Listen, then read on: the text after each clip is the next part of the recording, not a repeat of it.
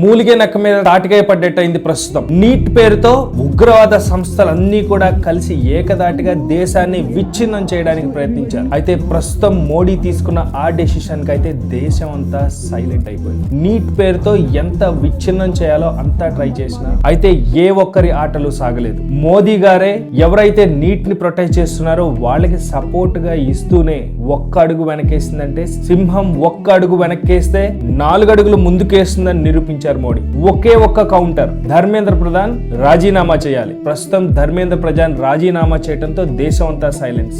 దేశంలో ఏం జరగబోతుంది? అటు నీట్ అల్లర్లకు కారణమైన వాళ్ళ డిమాండ్ ని సక్సెస్ చేశారు ఒక పక్క. ధర్మేంద్ర ప్రధాన్ రాజీనామా చేయాలన్న ఆ మాటలకి ప్రతిపక్షాలకి దేశ వ్యాప్తంగా యాంటీ బీజేపీ ఉన్న ప్రతి ఒక్కరికి నెత్తి మీద రాయి పడ్డట్టే అయింది. నీట్ వాళ్ళు కూడా నీట్ పేరుతో ఎంత విధ్వంసం చేయాలో వాళ్ళకు కూడా ఆపేయాల్సిన సిచ్యువేషన్. ఇదే అనువుగా తీసుకున్నారైతే దేశంలో ఏదో జరగబోతుంది.